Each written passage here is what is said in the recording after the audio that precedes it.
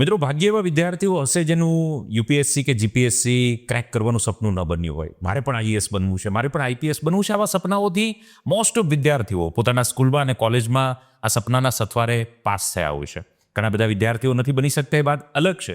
But આજે એક એવા પ્રેરણાત્મક વ્યક્તિની સાથે મુલાકાત કરવાની છે. યુપીએસસી 2025નું હમણાં જે રિઝલ્ટ ડિક્લેર થયું, એ રિઝલ્ટની અંદર 115મો રેન્ક જેમને પોતાના નામથી સિક્યોર કર્યો છે, એવા વિપુલભાઈ ચૌધરી, મૂળ પાટણના. અને આજે આપણે ગાંધીનગર મુકામે વિપુલભાઈ ચૌધરીની સાથે ચર્ચા કરી રહ્યા છે. વિશેષ પરિચય તો હું આપું એના કરતાં સાહેબ પોતે જ પોતાના મુખેથી આપશે. અને આ પોડકાસ્ટ છે ને, આ કોઈ એન્ટરટેનમેન્ટ પોડકાસ્ટ નથી, આ પ્રેરણાત્મક પોડકાસ્ટ છે. આ પોડકાસ્ટથી ઘણા બધા લોકોના જીવનના સપનાઓ બનતા હોય છે અને તૂટી ગયેલા સપનાઓને ફરીવાર એ સાજા પણ થતા હોય છે. આવા પોડકાસ્ટથી ઘણા બધા દીકરા અને દીકરીઓ પોતાની અંદર એ ફરી પ્રેરણાની ચિંગારી પ્રગટાવીને ખૂબ જીવનમાં આગળ વધતા હોય છે. અને વિપુલભાઈનો પણ આજે પોડકાસ્ટમાં સમય આપવા પાછળનો પ્રયાસ એ જ છે. એમણે તો પરીક્ષા પાસ કરી જ છે, પણ એમણે જેમ સફળતા મેળવી છે, એમની વાતોથી, એમના વિચારોથી, એમની રીતથી, એમની પદ્ધતિથી તમે પણ આવી સફળતા પ્રાપ્ત કરો, એવા ઉદ્દેશની સાથે પોડકાસ્ટ થોડું ડિટેલમાં હશે, થોડું લાંબુ હશે, પણ એવું હોય તો 1.5ની સ્પીડ પર કરી આખું પોડકાસ્ટને જોજો. અને છતાં પણ તમારા કોઈ સવાલ રહી જાય ને, તો કોમેન્ટના માધ્યમથી ચોક્કસ પૂછજો. અમે પૂરતો પ્રયાસ કરશું તમારા સવાલના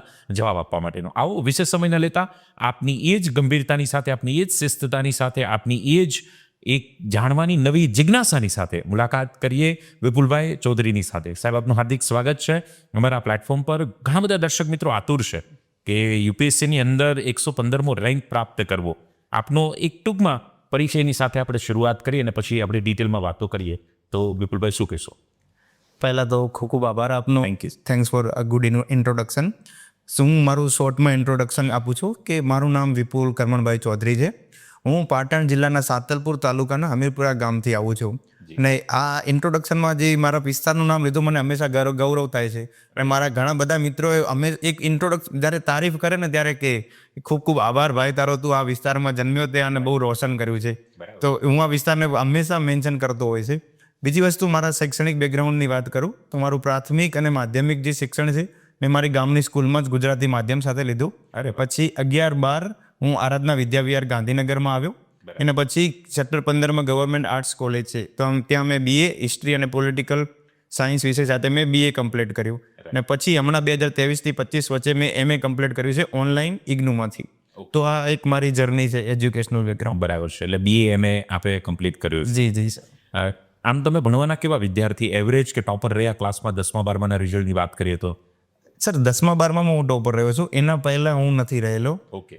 એમાં ઘણું બધું એવું છે કે શાયદ આપણે 12th ફેલ મૂવી જોઈ હશે. રાઈટ. તો એ કલ્ચર અમારે ત્યાં બી ગામડામાં હતું કે બધા ચોરી કરવાનું. તો અમારા માટે ચોરી કરવી નોર્મલ હતું. 10th સ્ટાન્ડર્ડ પત્યું ને ત્યાં સુધી. તો 9મા ધોરણ સુધી મેં બી કરેલી છે. અને આમાં કાંઈ ગ્લેમરાઇઝ કરવા જેવી વસ્તુ છે નહીં. પ્રોબ્લેમ એ હતો કે અમને ખબર નથી. યસ. તો કોઈ કહેવાવાળું કોઈ કહેવાવાળું હતું નહીં. અને સાહેબ કેટલા કોરતા કે ના કરો, પણ વિદ્યાર્થીઓમાં એવું વાતાવરણ હતું કે કરી આમાં કાંઈ વાંધો જ છે નહીં. તો એ હતું કે હું ટોપર હતો, પણ એવું એ છે કે ચીટિંગ કરીને અથવા હું સ્માર્ટ વર્ક કરીને ટોપ કરી લેતો. પણ એ છે કે ઘણી બધી મેં મસ્તી કરી છે. ભણવાનું મને 9મા ધોરણ સુધી કાંઈ રસ હતો નહીં.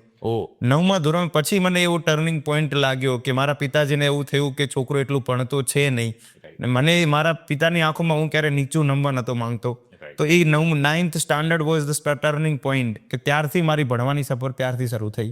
એક ન્યૂ ઇનિંગ સ્ટાર્ટ થઈ કે 9માંથી. પછી 10મા ધોરણમાં મને ચુસ્કો લાગ્યો. અમે જે ગોતરકા વિદ્યાલયમાં ભણતા હતા, ત્યાં અમારા ગામનો કોઈ એક જ વિદ્યાર્થી શાયદ હતો કે જેને 10thના બોર્ડમાં ટોપરનું નામ લખવામાં આવે. તો મને એવું ચુસ્કો લાગ્યો કે શાયદ હું મારું નામ બી લખું. તો એક ત્યાંથી એવું ચાલુ થઈ કે ભણવાની થોડીક ધગશ સ્ટાર્ટ થઈ. બીજો ટર્નિંગ પોઈન્ટ એ હતો કે 12 જાન્યુઆરી સ્વામી વિવેકાનંદનો જન્મદિવસ આવે છે. તો એક સ્વામી વિવેકાનંદ રથ આવ્યો હતો અમારી સ્કૂલમાં. તો એક કિતાબ એ છે કે એક કિતાબ જીવનમાં કેટલું પરિવર્તન લાવે. તો મને ત્યાં બી એક સ્વામી વિવેકાનંદની મેં કિતાબ વાંચી. બાળપણ એમની જે સ્ટોરી હોય છે, બાળ વાર્તાઓ, તો એ વાંચીને થોડીક ઇન્સ્પિરેશન મળી. તો આ 2 ટર્નિંગ પોઈન્ટ હતા. ત્યારથી હું ટોપર તરીકે ઘોષિત થયો. બરાબર છે. તમે 10મા પછી સાયન્સ, કોમર્સ, આર્ટ્સ શું લીધું? સર, એક મેઇન વસ્તુ એ હતી કે 10મા ધોરણમાં 80% આવ્યા. અને અમારા વિસ્તારમાં 80% બહુ કહેવાતા. ખાધા ખૂટે. તો એ થયું કે હવે સવાલ એ હતો કે કરવું છું. હવે મેઇન તો એ જ હોય છે કે સાયન્સ કરો, 80% આવ્યા.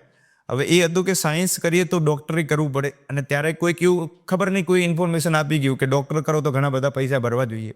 ને ઘણા બધા પૈસા અમારી પાસે હતા નહીં. તો બીજું એ હતું કે અમારા ગામમાં કલ્ચર હતું કે બધા તલાટી કોન્સ્ટેબલની તૈયારી કરતા. સરકારી તો મને સરકારી નોકરીની એ ક્લાસ 3 ની ઉપર તો કોઈ વિચાર્યું જ નહોતું. તો આપણને લાગે ચલો એમાં જ શરૂઆત કરીએ, પૈસા એટલા બધા છે નહીં. તો એના કારણે પછી મેં આર્ટ્સનું પસંદ કર્યું કે ચલો 11-12માં હું આર્ટ્સ કરું. બીજું કલ્ચર એ હતું કે અમારા ગામના બધા લોકો ગાંધીનગરમાં જ તૈયારી કરતા. હું ત્યાંથી શહેર જોયું જ નહોતું એટલું બધું. તો એવું થયું કે ચલો 11મા ધોરણમાં ગાંધીનગરમાં આર્ટ્સ કરવાનો મોકો મળે ને તોય આપણે ગંગા નાયા. રાઈટ. તો ત્યારથી પછી અને ગાંધીનગર જો એ બાને ગાંધીનગર જોવા મળે. તો એક આ મેન પર્પઝ હતું આર્ટ્સ કરવા માટેનું. બરાબર. તમે એક વાતમાં વિપુલભાઈ કીધું કે 9મા પછી થોડું હું સિરિયસ થયો, તો એવી કોઈ ઘટના બની, એવું કોઈ કહેવામાં તમને આવ્યું આ તાત્કાલિક સુધારાનું કારણ? એક ચોરી કરતો, ચીટિંગ કરીને પાસ થતો દીકરો તાત્કાલિક એટલો સિરિયસ થઈ ગયો, પાછળ કોઈ ઇન્સિડન્સ કે? એક યુવાન વસ્તા ત્યારે શરૂઆત થાય છે, અને એક એવી જ ઇન્સિડન્ટ થઈ હતી જે હું થોડુંક પસંદ કરું છું કે પબ્લિકલી ડિસ્ક્લોઝ ના કરું. બટ ધ ઇન્ટેન્શન એ હતું કે યુવાન વસ્તામાં જે આપણે થોડી ઘણી ઘટનાઓ બની જ આવી હતી, તો એક ઘટના બની હતી જેના કારણે મારા પિતાજીને જાણકારી મળી કે તમારો છોકરો આવી વસ્તુમાં જોડાયેલો છે. મારા પિતાજી ક્યારેય મને બોલ્યા જ નથી, અત્યાર સુધી એક પણ ટપકો આપ્યો નથી. તો મારા પિતાજીના જે મિત્ર છે ને એમને ખાલી એટલું જ કીધું કે વિપુલને એટલું કહેજો કે તને મને ખબર પડી ગઈ છે. બરાબર. વાયા કેવરા. ખાલી આટલું જ કહેજો કે મને ખબર પડી ગઈ છે. અને એ જ મારા માટે સૌથી દુઃખદ વાત હતી કે હું મારા પિતાની આંખોમાં નીચો થઈ રહ્યો છું. તો એ એક રાત બહુ ખરાબ નીકળી. ફીલ થાય. હા, કે હું હવે આજ પછી આવું નહીં ઈચ્છું કે મારા પિતાજી થોડુંક નીચું જોવું પડે. તો એક આ ઇન્સિડન્ટ હતો જેના કારણે. અને આજે એ જ પિતા ગર્વ લઈ રહ્યા છે. હા સર, એમનું સર સપનું જ નાનું હતું કે મામલતદાર થાય તો બહુ મોટી વસ્તુ થઈ ગઈ. તો ગામડામાંથી તો હા, એમને એક જ ઓફિસર જોયેલા હોય કે મામલતદાર અથવા જે તહસીલદાર અધિકારી સરકાર, બહુ બધા સરકાર હોય. ખેડૂત સાથે મુલાકાત એમની જ થતી હોય, ઉપર તો જવાનું થાય જ નહીં. તો એમને તો એ જ ગૌરવ હોત કે હું એ થયો હોત. ગાડી લઈને સાહેબ આવે. લાસ્ટ યર હું આઈપીએસ થઈ ગયો પછી મને ના પડી કે હવે રહેવા દે ને, આટલું બહુ થઈ ગયું છે, હવે આગળ ક્યાં જવાની જરૂર છે. બરાબર છે. હવે યુપીએસસી, જીપીએસસી આ સરકારી નોકરીનું સપનુંની શરૂઆત ક્યારથી થઈ, તૈયારીની? જી સર, આમાં મને લાગે છે કે આપણે કંઈક શાયદ યુનિવર્સ આપણા પાછળ ઈચ્છતું હોય કે તમે આ કામ કરો. અત્યારે હું કનેક્ટિંગ ડોટ કરું ને તો એવું લાગે છે કે 10મા ધોરણમાં અમારે એક સીમાડી સાહેબ હતા. તે એમને મેન્શન એવું કર્યું હતું કે કલેક્ટર બહુ મોટી તોપ હોય છે. મને એમ થયું કે એનો કે કરોડનો પગાર હોય ને એવું બધું બહુ પ્રલોભન આપેલો. તો મેં જેવા સાહેબે લેક્ચર પતે હું બહાર જઈને પૂછ્યું, સાહેબ આ કલેક્ટર હોય છે શું?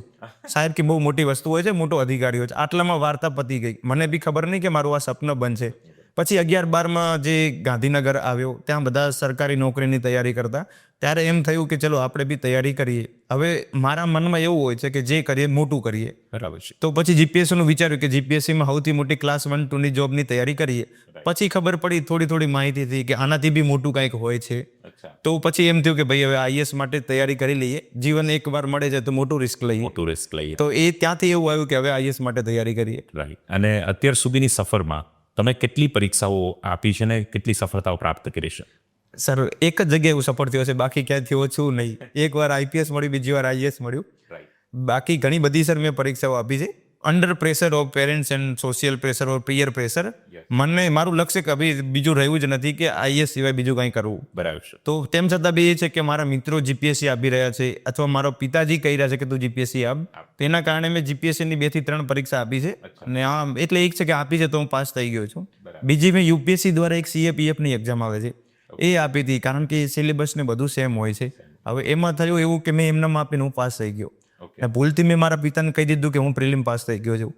હવે એ કીધું તું પ્રિલિમ પાસ થયો તો હવે તારે દોડ, એમાં એવું હોય છે કે દોડ કરવાની હોય છે ને એમાં વજન ઓછો જોવે. મારો 82 કિલો વજન હતો ને રિક્વાયરમેન્ટ જોવે 70 કિલોથી ઓછી, ને મારા પાસે ટાઈમ હતો 10 દિવસનો. બરાબર છે. તો હવે મેં પિતાને કીધું આ બહુ ઇમ્પોસિબલ વસ્તુ છે, મારો વજન ઘટશે જ નહીં, દોડવાની તો 2 નંબરની વાત છે. પણ હવે એ છે કે પિતાજી કહે કે પાસ થયો છે કે હવે આપવી પડશે. બરાબર. તો મારું ટાર્ગેટ એ હતું કે 10 દિવસમાં મારે 8 કિલો વજન ઓછો કરવાનું. રાઈટ. તો મેં પ્રયાસ કર્યો, હું વજન ઓછું કરી ચૂક્યો પણ દોડી ના શક્યો. તો એક ફેઇલર એક નાનકડું હતું જે ડિસેમ્બર 2024માં એનો બી સ્વાદ મળ્યો મને. બરાબર. પણ મેન ઇન્ટેન્શન એ હતું કે યુપીએસસીની હું પરીક્ષા આપીશ. તો મેરો 5 અટેમ્પ્ટ હતો, તો મેં 5 યુપીએસસીની પરીક્ષા આપી છે, એક સીએપીએફની આપી છે અને જીપીએસસીની 3 પરીક્ષા. બરાબર. યુપીએસસી આ તમે આપી છે, ટોટલ કેટલી આપી છે? સર 5 યુપીએસસીની પરીક્ષા આપો કે આ 5મો અટેમ્પ્ટ હતો જ્યારે મારું સિલેક્શન થયું. એટલે ઓલમોસ્ટ લાસ્ટ એટેમ્પ જેવું જ. હા, ઓલમોસ્ટ લાસ્ટ અટેમ્પ્ટ. બરાબર છે. અને એમાં સફળતા તમને એક આ એટેમ્પ આના પહેલા બી મળી છે. ઓકે. અને એમાં શું રેન્ક હતો આની પહેલાની? 2024માં મારો 348 રેન્ક હતો. 348મો રેન્ક. ઓલમોસ્ટ આઈપીએસ તમને હા મળી ગયો. હવે આઈપીએસ એટલે લોકો મરતા હોય છે, એમ એના એ ખાકી વર્દી એટલે એથી ઉપર તો ખાકી વર્દીનો કોઈ પાવર સત્તા છે જ નહીં, સિનિયોરિટી હોય બાકી તો બીજું કંઈ નથી. તો એ મળ્યા પછી પણ તૈયારી થઈ શકે આ વાત જ પહેલાં તો નવાઈ જેવી છે. એની પાછળ શું કહાનીઓ છે? સર મારા માટે બી બહુ મુશ્કેલ રહ્યું છે. કઈ આપણે જેમ કહીએ કે વિરાટ કોહલી થઈ ગયા, રોનાલ્ડો થઈ ગયા, Right. અથવા ઘણા બધા સ્પોર્ટ્સમેન એ છે કે જેમનું મેન લક્ષ્ય એ હોય છે કે મારે આ વર્લ્ડ કપ મેળવવો છે ને, શાયદ એ મેળવી લીધો. બરાબર. પછી બીજા દિવસે ઉઠીને પ્રેક્ટિસ કરવા કેમ જતા હશે? કાંઈક એમનું સેલ્ફ મોટિવેશન એ હોય છે. તો મને એમના પ્રત્યે ઇજ્જત જે હતી ને એ ડબલ થઈ ગઈ કે એકવાર તમારું જે લક્ષ્ય હોય છે તમે એ હાસિલ કરી લો અને એના ઉપર જવાનો પ્રયાસ કરો ને એ બહુ મુશ્કેલ હોય છે. રાઈટ. સાહેબ આપને બી અને જે દર્શકો મને જોઈ રહ્યા છે એમને બધાને એવું છે કે આને તો ખબર જ છે કે આઈપીએસ બને એટલે ખબર તો કે યુપીએસસી પાસ કેવી રીતે કરવી, ખબર તો હોય છે પણ મહેનત માટે જે મોટિવેશન હોય છે ને એ નથી મળતું. બરાબર. તો એ આખું વર્ષ બહુ મુશ્કેલ હતું કે આઈપીએસનો મને બહુ ખૂબ જ સંતોષ હતો કે મને શાયદ આઈએસ ના મળે તો બી એવું હતું કે સિવિલ સર્વિસ મળી છે મળી. તો હું સારું દેશ માટે કંઈક કરીશ.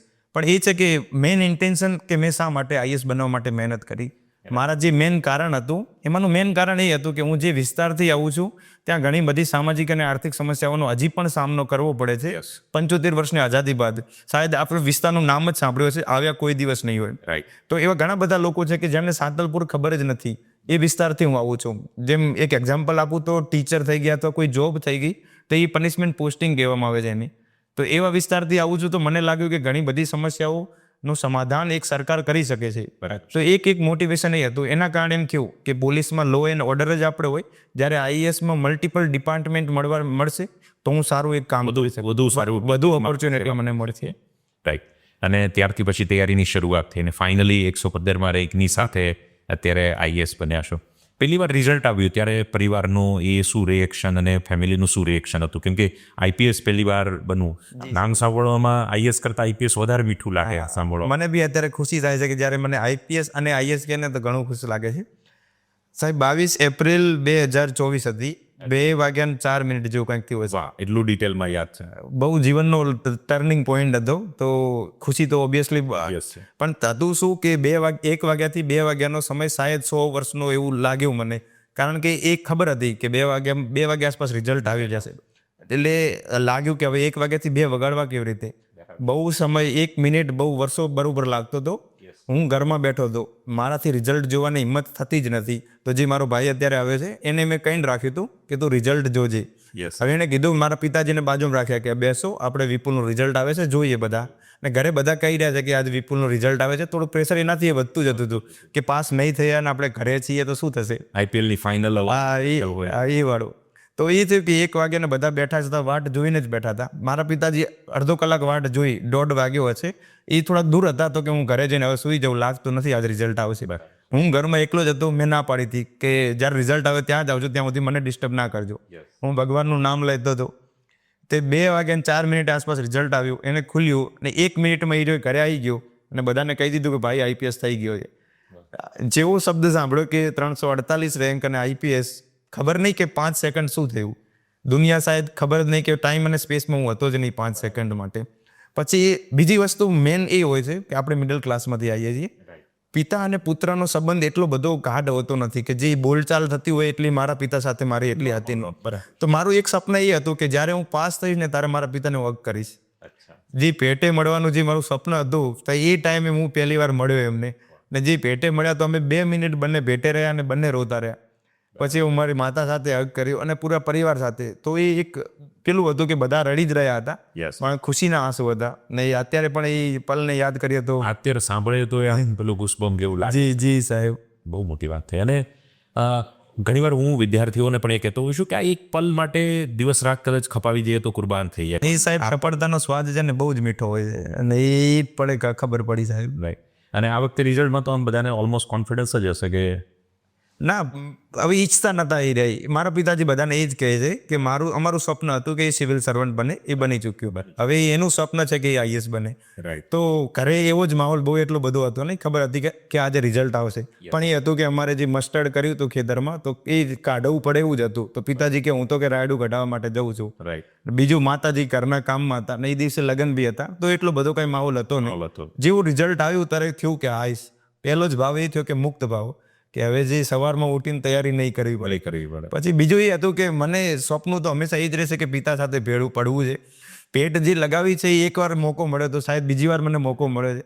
પિતાજી ખેતરે હતા ને હું ઈચ્છતો હતો કે પહેલા સમાચાર હું એમને આપું. રાઈટ. તો જેવું મેં બાઇક લીધું ને હું ખેતરે જવા લાગ્યો, ત્યાં જઈને મેં પિતાને કીધું, પપ્પા હું થઈ ગયો, હવે હું મુક્ત થયો છું અને તમે મુક્ત થયા. વળી બીજી વાર ભેટીને અમે રડ્યા.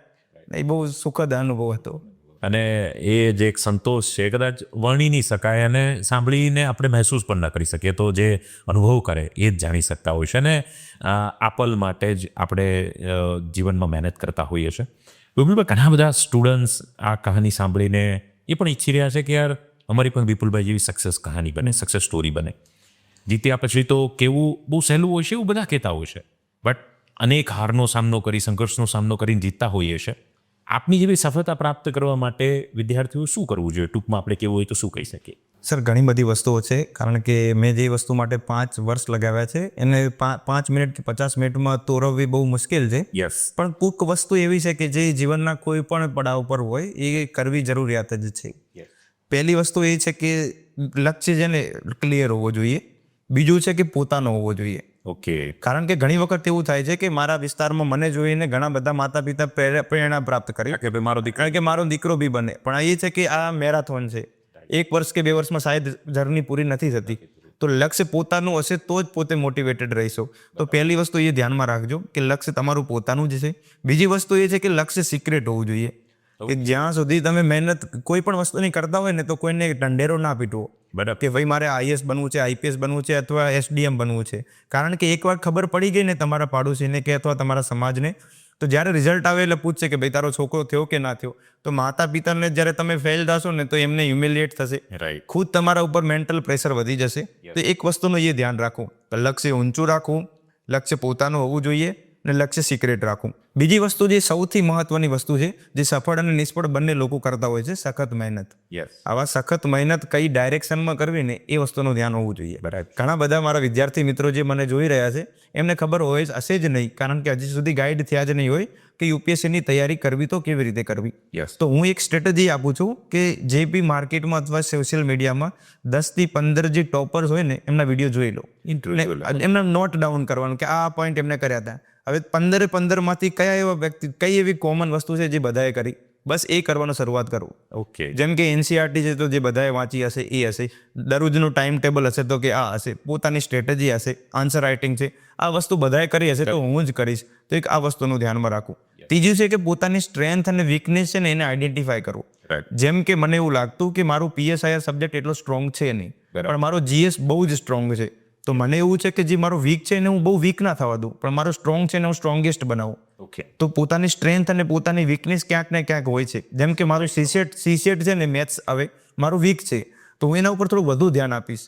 તો એ વસ્તુને ધ્યાનમાં રાખવું કે મારી સ્ટ્રેન્થ અને વીકનેસને હું હાઇલાઇટ કરું. અને ચોથી વસ્તુ, the most important thing, the discipline.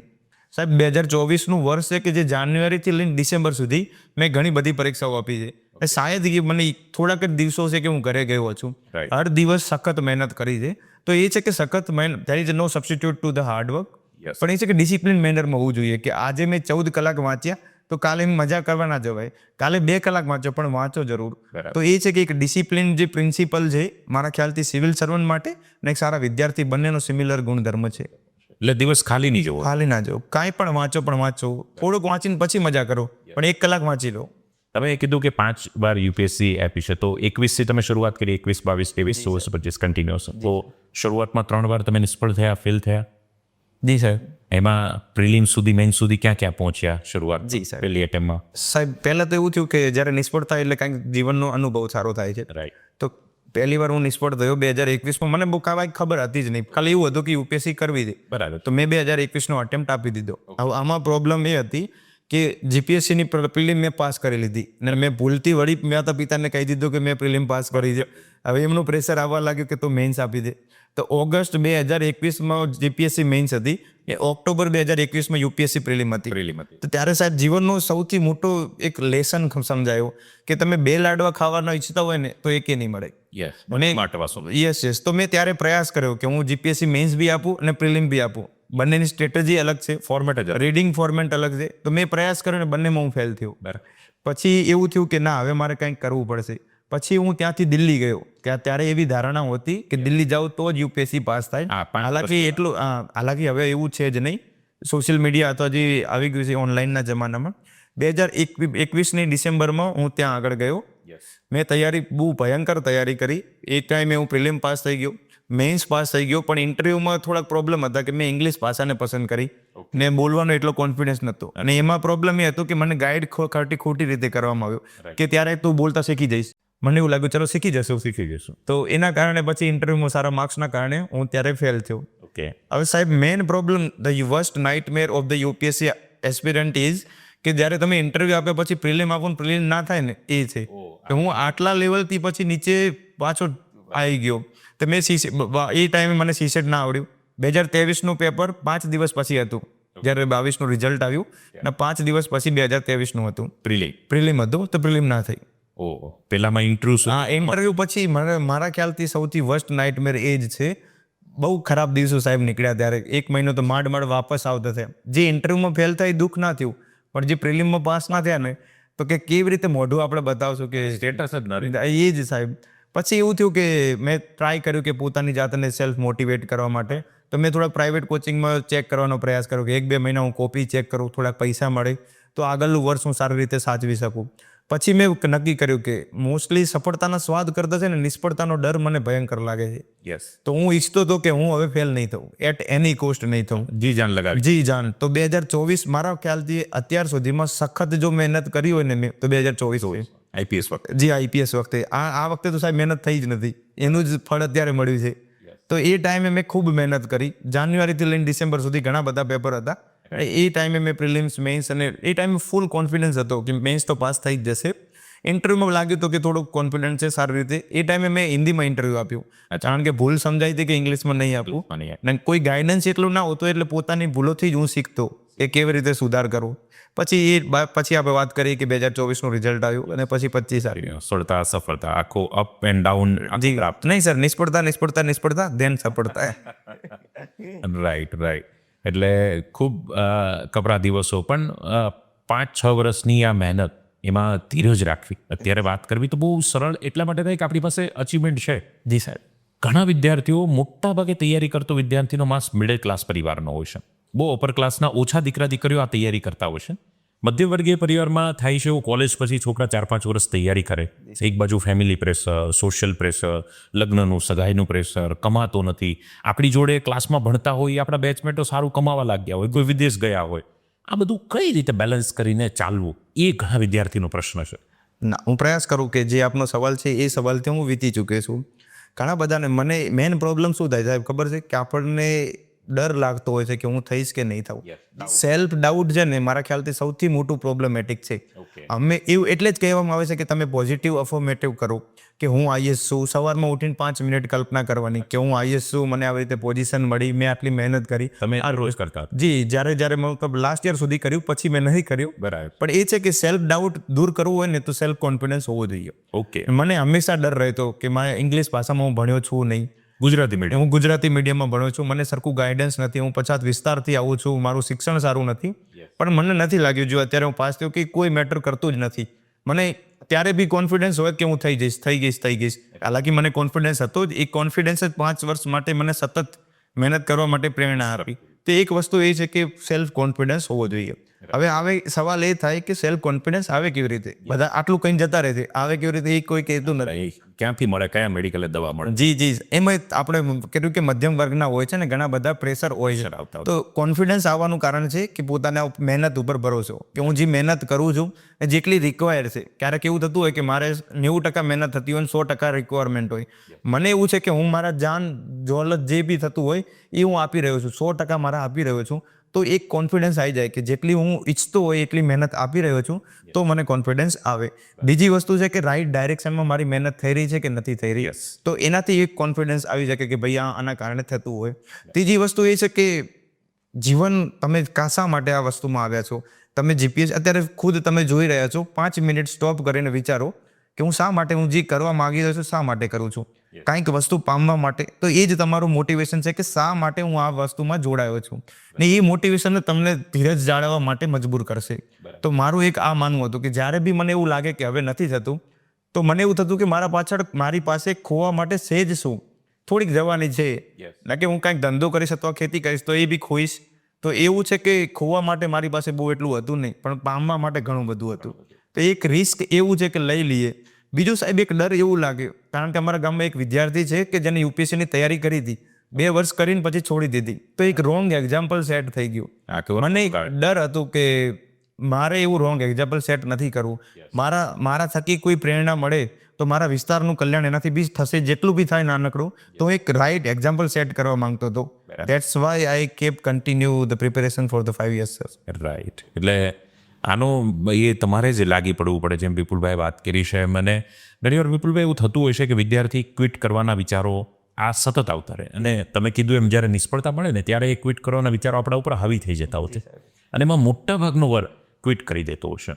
અને પછી એવું થાય કે ગોલ્ડન ટાઈમ તૈયારીમાં આપી દીધો, અને પછી ક્વિટ કર્યું, નિષ્ફળતા મળી, અને પછી એ બધું કરવું પડે. તો એક્ઝેક્ટલી વિદ્યાર્થીને એનો મેસેજ એક આપવો હોય તો શું આપો, જે હારી ગયા છે, જે ડિમોટિવેટ થયા છે, જેને ક્વિટ જ કરી દેવું છે કે હવે મારાથી નહીં થાય એવું મનથી માની લીધું, જીપીએસસી, યુપીએસસી, કોન્સ્ટેબલ કે કોઈ પણ પરીક્ષા હોય, એના માટે આપ શું કહેશો? સર થોડીક ટિપ્સ છે. મારા એવું લાગે છે કે જે વસ્તુ હું લખું ને પેજ ઉપર, એનાથી વધુ ઇફેક્ટિવ સાબિત થાય છે. માની લો કે તમે આજે ઈચ્છો છો કે હવે મારાથી નથી થતું, તો એના કારણો લખો કે શા માટે નથી થતું, કે મારાથી મહેનત નથી થતી એના કારણે થાય છે, પરિવારનો પ્રેશર છે એટલે, કે નાણાકીય સ્થિતિ છે એની બરોબર એટલે, કયું કારણ હશે, 5 થી 6 કારણ હશે. બરાબર. પણ એ છે કે જો તમારી પાછળ સાહેબ એક કારણ હોય ને કે મારે કરવું છે, તો 100 કારણો ભલે હોય કે નથી થતું, તો મને લાગે એ કાપી છે. મારી પાસે હતું કે હું 6 અટેમ્પ્ટ આપીશ, એટલા સુધી તો હું તૈયાર હતો. હાલાકી સવારમાં ઉઠી એટલે સેલ્ફ ડાઉટ થતો કે મારાથી નહીં જ થાય. મારી પાસે એવું હતું નહીં કે કોઈને જોવા માટે કે હું આમને જોઈને થયું કે આ થઈ ગયો તો હું એ થઈ ગયો. એક્ઝામ્પલ એક્ઝામ્પલ હતું જ નહીં. એટલે હંમેશા સેલ્ફ ડાઉટ તો થવાનું છે કે નહીં જ થાય. અને મને એવું લાગે છે કે સેલ્ફ ડાઉટ બેસ્ટ વસ્તુ છે, તમને કંઈક કામ કરવા માટે પ્રેરણા આપે છે. તો હું એ જ તમને કહીશ વિદ્યાર્થી મિત્રો, કે તમને એવું લાગતું હોય કે નથી થતું, મારે ક્વિટ કરવું છે, તો શાયદ એક સ્ટ્રેસના કારણે થતું હશે, કે અથવા કે મેં આન્સર લખ્યો ને સારો આન્સર ના આવ્યો, સાહેબે મને કીધું કે ભાઈ આવું કેમ ખરાબ લખી રહ્યો છે, અને રાત્રે ચિંતા થાય કે હવે સારું થતું નથી. 2 દિવસ શાંતિ રાખો, મજા કરી લો, અને 3જા દિવસે વાપસ થશે. જો તમારું મોટિવેશન સ્ટ્રોંગ હશે કે મેં આ કારણે શરૂઆત કરી હતી, તમારે ધગસ હશે કે મારે કોઈ પણ ભોગે કરવું જ છે, તો એ છે કે આટલા વર્ષ મેં આપ્યા છે, શાયદ 1 વર્ષ હું વધુ આપી દઉં. અને જે ઉણપ રહેતી હશે, ક્યારેક થાય કેવું સાહેબ ખબર છે, હું ઘણાને કહેતો હોય છે કે યુપીએસસી મારાથી થતી નથી, તો એવું થાય કે યુપીએસસી માટે તમારે 100% આપી દેવા, અને ક્યારેક તમે ફૂલ મહેનત આપી દો કે આ 100% મેં આપી દીધા, પણ યુપીએસસી નથી થતી. શાયદ મારા 100% યુપીએસસીના 100% ના હોય. યસ. તો ક્યારેક શાયદ મારા તો મેં આપી દીધા, 120 મેં આપ્યા, પણ ત્યાં 20 જ થતા હોય. તો એક છે કે એક પ્રાર્થના છે કે ભગવાન મને એક શક્તિ આપે કે જે હું કરી શકું, એના માટે હું પ્રેરણા થાય, અને જે હું ના કરી શકું એની મને સમજણ આપે.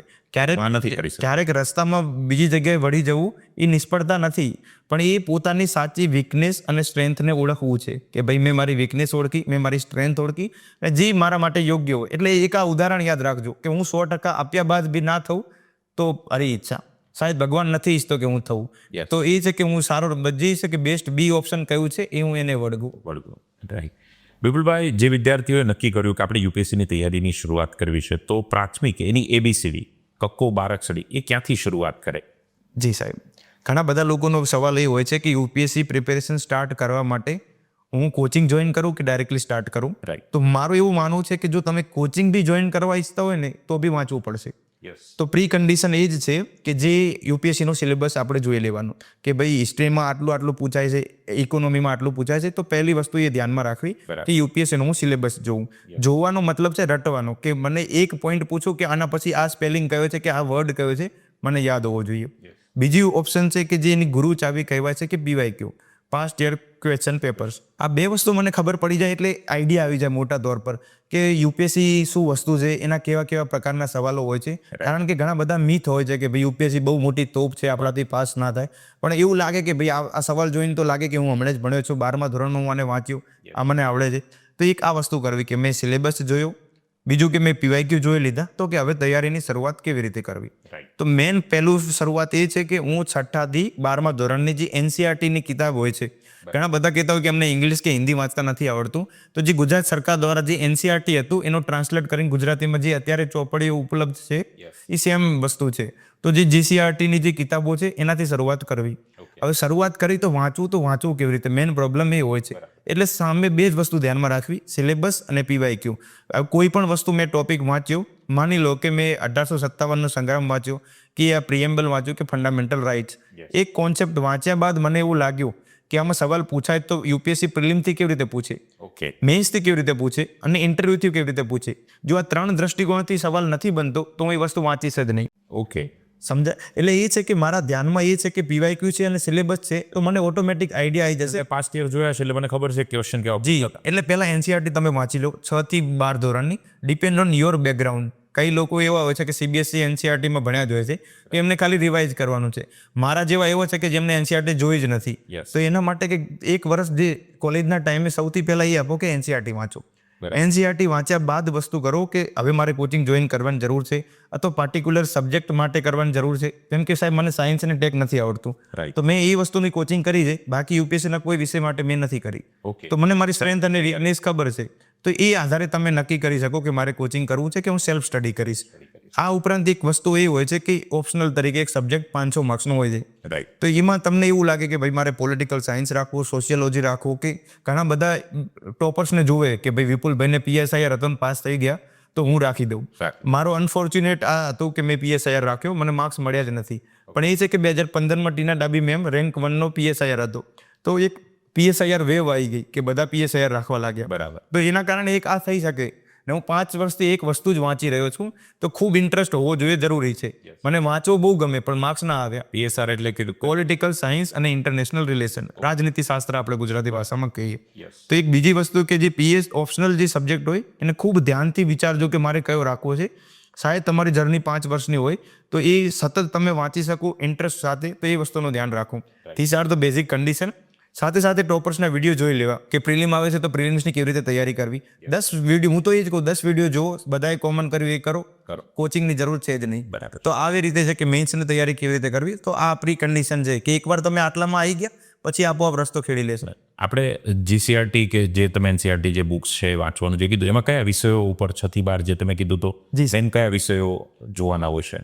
સર જેમ કે હિસ્ટ્રી વિષય છે કે એમને જેની સ્ટાન્ડર્ડ બુક આપણે વાંચીએ ને તો એનસીઆરટી વાંચવાની જરૂર છે નહીં. બરાબર, એમાં આવી જ જી, પણ જીઓગ્રાફીની કિતાબ એ છે કે યુપીએસસી સ્ટાન્ડર્ડ બુકમાંથી પૂછતું જ નથી, Okay. એ એનસીઆરટીમાંથી જ પૂછે છે. અચ્છા, તો એ વસ્તુ છે કે જે જીઓગ્રાફીની 6 થી 12 ધોરણની વાંચવી ફરજિયાત છે. બરાબર. સાયન્સ અને ટેક જેનું ના હોય એના માટે 8, 9 અને 10ની સાયન્સની જે એનસીઆરટી છે એ વાંચવી જરૂરિયાત છે. Yes. બાકી પોલિટિકલ સાયન્સમાં છે કે લક્ષ્મીકાંત વાંચવા પહેલા એકવાર તમે વાંચી લો કે ભાઈ પોલિટીની 11, 12 ધોરણની વાંચી લો. બરાબર. તો બધા માટે જરૂરી છે જ નહીં અને બધા માટે 6 થી સ્ટાર્ટ કરવું એ બી જરૂરિયાત નથી. ક્યારેક ઈગો આવી જાય કે હું કોલેજ કરું છું ને 6ઠા ધોરણની ભણું, બરાબર. એટલે એવું બી થતું હોય છે. છઠ્ઠા પણ પર્યાવરણ વાંચવું એમ. એકવાર તમારો ફાઉન્ડેશન સ્ટ્રોંગ થઈ ગયો પછી મને લાગે તમે કોઈ પણ દિશામાં જાઓ સાથી જશે. એટલે આ વસ્તુનું ધ્યાનમાં રાખવું. એક મિથ મીડિયમને લઈને પણ ચાલે છે, ગુજરાતી મીડિયમ, ઇંગ્લિશ મીડિયમ, એને લઈને શું કહેશો? કેમ કે તમે ગુજરાતી મીડિયમમાંથી પાસ થયા છો. નહીં સર, હું ઇંગ્લિશમાં એટલે મેન્સ સ્ટુડન્ટ્સ ગુજરાતી. જી, સ્ટુડન્ટ હું ગુજરાતી છું. Right. મારું માધ્યમ 12મા ધોરણ કોલેજ સુધી મારું ગુજરાતી રહ્યું છે. Yes. મેઇન પ્રોબ્લેમ એ હતો કે મારે ઓપ્શનલ પીએસઆઈઆર રાખવો અને એ ગુજરાતી ભાષામાં અવેલેબલ હતો જ નહીં. Okay. શાયદ અત્યારે હોત તો હું ગુજરાતી રાખ્યો હોત, તો મારે ઇંગ્લિશ રાખવી મારી મજબૂરી હતી, મારા માટે પેલું ચોઈસ હતી નહીં. ચોઈસ હતી. તો એના કારણે મેં ઇંગ્લિશ સિલેક્ટ કરી. વર્તમાન સમયમાં ડેટામાં ઘણા બધા મીથ આવે છે. લાસ્ટ યર ગુજરાતી માધ્યમમાંથી એક જ કેન્ડિડેટ પાસ થયો. Okay. શાયદ આ વખતે 4 થી 5 કેન્ડિડેટ પાસ થયા છે. બરાબર. તો મને એવું લાગે છે કે ભાષાનો હવે એટલો બધો ભેદભાવ રહ્યો છે જ નહીં, Okay. કારણ કે એઆઈના જમાનામાં બધું ઉપલબ્ધ થવા લાગ્યું છે. Right. તો જો કેન્ડિડેટને કમ્ફર્ટેબલ એવું ના લાગતું હોય કે હું ઇંગ્લિશ નથી વાંચી શકતો અથવા હિન્દી નથી વાંચી શકતો, તો Gujarati is also best medium. હવે મને મારા પર્સનલ અનુભવના આધારે કહી શકું કે હવે ભેદભાવ રહ્યો છે જ નહીં કે ભાઈ ગુજરાતી રાખું તો મને નુકસાન થશે. બરાબર છે. મારા પાસે એક કેન્ડિડેટ છે કે જેને ઇંગ્લિશમાં મેન્સ લખતો પાસ થયો જ નહીં. તેણે વિચારે કે હું મારી માતૃભાષામાં લખું, શાયદ પાસ થઈ ગયો. બરાબર. અને આ વખતે એનો 709 રેન્ક છે, મિહિર પટેલ કરીને. ઓકે. તો એ થયું કે માતૃભાષામાં પોતાને કઈ રીતે સારું રીતે વ્યક્ત કરું શકું, મૌલિકતા. ઇન્ટરવ્યુમાં મારે પ્રોબ્લેમ એ થયો કે મેં પહેલાં ઇંગ્લિશ રાખ્યું તો હું સારી રીતે વ્યક્ત ના કરી શક્યો. પછી મેં હિન્દી રાખ્યું. મને એમ થયું કે આમાં મને ઓછા માર્ક્સ મળશે ને તો બી ચાલશે, ઓકે. પણ એ છે કે હું ખુશ તો રહીશ કે હું જે ભાષામાં બોલવા માંગતો તો એ બોલી તો શક્યો. બરાબર. તો લાસ્ટ ટાઈમ મને 165 માર્ક્સ ઇન્ટરવ્યુમાં મળ્યા, આ વખતે 193 મળ્યા, જે હિન્દી ભાષામાં એમ કહે સારામાં સારો માર્ક્સ છે. માર્ક્સ. તો ભાષાનો મને નથી લાગતો કે હવે કોઈ પણ પ્રકારનો ભેદભાવ હોય સાહેબ. બરાબર છે. હવે આઈડિયલી એવા સ્ટુડન્ટ માટે હું પૂછું છું જેમને યુપીએસસી એક સ્ટ્રક્ચર ખબર જ ન હોય, નામ જ સાંભળ્યું હોય, તો આના એક્ઝામના શું સ્ટેપ અને જનરલી કેટલા માર્ક્સને કેવી રીતે થોડું આપણે ઝડપથી હાઇલાઇટ કરીએ તો શું? Sure sir. જે વિદ્યાર્થીઓને ખબર જ નથી કે આ યુપીએસસી શું ભલા છે, રાઈટ. પ્રિલિમ્સમાં 2 પેપર હોય છે. Okay. એક 200 માર્ક્સનું જીએસ હોય છે, બીજું હોય છે સીસેટ. સીસેટ પાસ કરો તો જ જીએસ પાસ થયેલું માનવામાં આવે છે. બરાબર. હવે પાસ્ટ યરના તમે ટ્રેન્ડ જોઈ શકો કે કટ ઓફ કેટલું હોય છે. તાત્પર્ય એ છે કે બધી જગ્યાએ તમે 50% વધુ લાવો ને તો બી તમે ટોપર હશો. શાયદ 50 જે ટોપર છે એને 50% ઉપર જ માર્ક્સ હશે. બરાબર. તો પરફેક્ટ કરવાની જરૂર છે જ નહીં યુપીએસસીમાં. 50% અબોવ એવરેજ તમે તૈયારી કરશો તો એબોવ એવરેજ માર્ક્સ આવ્યા મતલબ યુ આર ધ ટોપર. તો પહેલા પ્રિલિમ્સનું સ્ટેજ હોય છે. પ્રિલિમ જેવી જૂન કે મે મહિનામાં પ્રિલિમ્સ લેવામાં આવે છે. ત્યારબાદ 3 મહિનાનો તમને સમય મળે છે કે મેન્સ માટે તૈયારી કરવી. મેન્સમાં પેપરનું સ્ટ્રક્ચર એવું હોય છે કે પોતાની માતૃભાષામાં એક પેપર લખવાનું જેના 300 માર્ક્સ હોય છે. એમાં 25% લાવવાના હોય. 25% લાવો એટલે પેપરમાં પાસ ગણાવો. બીજું ઇંગ્લિશ કમ્પલસરી છે બધા લોકો માટે. જો આ 2 પેપર પાસ કર્યા તો જ તમે યુપીએસસી પાસ ગણાવો. એટલે ગુજરાતી અને ઇંગ્લિશ બધાની પોતાની માતૃભાષા આધાર પર. પછી પેપર આવે છે જીએસના 4 પેપર 250 માર્ક્સના હોય છે. એ ઉપરાંત ઓપ્શનલના 2 પેપર હોય છે જે સૌથી ડિસાઇડિંગ ફેક્ટર હોય છે કે તમારો 2 ડિજિટમાં રેન્ક આવશે, ફર્સ્ટ ડિજિટમાં આવશે કે 3 ડિજિટમાં આવશે. ઓલું તો કોમન જ હતું બધા. ઓલું કોમન બધા માટે કોમન છે. What is your uniqueness, it is your optional. તો 2 ઓપ્શનલના પેપર હોય છે. આવી રીતે ટોટલ જીએસના પેપર ને બધા મેન્સના પેપર થાય. ને આ બાદ 275 માર્ક્સનું ઇન્ટરવ્યૂ હોય છે. કે સપ્ટેમ્બર કે ઓગસ્ટમાં જ્યારે તમારી મેન્સ પૂરી થઈ એના 3 મહિનામાં ઇન્ટરવ્યૂ સ્ટાર્ટ થાય છે. તો the whole journey is about 9 to 10 months. બરાબર. 1 વર્ષ ચાલતી આખી. 1 વર્ષ ચાલે. 1 વર્ષની ઓછામાં ઓછી તૈયારી જોવે જો તમારા સૌભાગ્ય હશે તો. અને 1 વર્ષ તો તૈયારી ચાલે. એટલે 2 વર્ષ તો ઓછામાં ઓછા છે આ ગેમમાં આવું આ ગેમ માટેમાં કે હું આમાં 40 કે નહીં એ ચેક કરવા માટે 2 વર્ષ જતા હોય છે. અને ફાઇનલ મેરિટ એટલે કેટલા માર્ક્સમાંથી આખું બનતું હોય છે ટોટલ આપણું ફાઇનલ મેરિટ? સાહેબ મારે જોવું પડશે ફાઇનલ મેરિટ. શાયદ 2175 કે એવું કંઈક 2075 આવું કંઈક હોય છે. પણ એ છે કે જો આ વખતના ટોપરના શાયદ રેન્ક એ છે કે 1075 તો એ 50%. તો એ પહેલો રેન્ક છે એનો. મારા 900 જી સાહેબ મારા 997 હતા તો મારો 115 રેન્ક છે. એટલે એ જ છે કે પરફેક્ટ તૈયારી કરવાનો પ્રયાસ કરવો જ નહીં. એબો એવરેજ કરશો કારણ કે ઘણા બધા બહુ ગંદુ લખી રહ્યા છે. તમારે ગંદુ ખાલી નથી લખવાનું, આટલું ધ્યાનમાં રાખવાનું છે. એટલે એ ભૂલ ન કરો તો પણ તમે પરફેક્ટ થવાનો પ્રયાસમાં બધું ખોવી ના બેસો. બરાબર છે.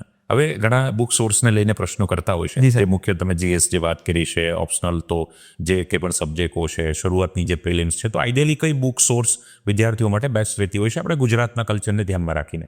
જી સાહેબ, એક તો હું માફી માંગુ છું કે ગુજરાતી ભાષામાં મને ખ્યાલ એટલો છે જ નહીં. તો એના માટે હું રાઈટ પર્સન છું ને કે ગાઈડ કરી શકું. તો હું ઇંગ્લિશ બુક મેં વાંચી છે તો હું એ જ ગાઈડ કરી શકીશ. બીજું છે કે યુપીએસસી બાય વિપુલ ચૌધરી કરીને મેં ટેલિગ્રામ ચેનલ કરી છે. ત્યાં હું મારા ગુજરાતી ભાઈઓ જે પાસ થયા છે એમના મદદથી હું પ્રયાસ કરી કે હું ત્યાં બુકનું સિલેક્શન બરાબર છે જે અપલોડ કરી ટેલિગ્રામ ચેનલ પણ જોઈન કરીશ. સાહેબ સબસે નીચે લિંક આપણે અપલોડ કરી દેજો ડિસ્ક્રિપ્શનમાં. જી. તો મેઇન વસ્તુ છે કે કઈ કિતાબો વાંચવી. એક હિસ્ટ્રીમાં સ્ટાર્ટ કરીએ તો હિસ્ટ્રીમાં સ્પેક્ટ્રમની એક કિતાબ છે મોડર્ન હિસ્ટ્રી માટે. એના માટે પ્રિલિમ જો એન્શિયન્ટ અને મિડિવલ માટે તમે એનસીઆરટી વાંચશો ને તો બી ચાલશે 11 અને 12 ધોરણની. આ હિસ્ટ્રી વિષયમાં આટલું જ કરવાનું છે પ્રિલિમ્સ અને મેન્સ બંને વિષય માટે. કલ્ચરમાં નીતિન સિંઘાનિયા કારણ કે ઓછા સવાલ પૂછાય છે પણ એમાંથી જ પૂછાય છે. બધા વાંચે તો હું વાંચું, આ ફોર્મ દૂર થઈ જશે કલ્ચરમાં. બીજી 11મા ધોરણની કલ્ચરની એક કિતાબ છે એનસીઆરટી, એ વાંચી લેવાની. કલ્ચર આ પ્રિલિમ્સ અને મેન્સનું બંનેનું હું સાથે જ કહી રહ્યો છું. બરાબર. પછી બીજો વિષય આવે છે સોસાયટીનું. સોસાયટીમાં એટલું મટીરિયલ અવેલેબલ છે નહીં, પણ જો મેન્સમાં જો ડિસાઇડિંગ ફેક્ટર હોય ને સોસાયટીને જીઓગ્રાફી થઈ ગયા છે. તો એક કરીને છે કે વિઝન આઈએસમાં એક મેમ છે, એમના 2 નોટ જોયેલા હતા, તો તમે એ નોટ જોઈ શકો. અથવા કોઈ પણ કોચિંગનું મટીરિયલ જો તમને યોગ્ય લાગે તો એ કરી શકો. પણ આમાં છે કે મટીરિયલ ડાયરેક્ટ અવેલેબલ છે નહીં, તો તમારે શોધવું પડશે સોસાયટી માટે. એની એનસીઆરટી 11 અને 12મા ધોરણની તમે જોઈ શકો.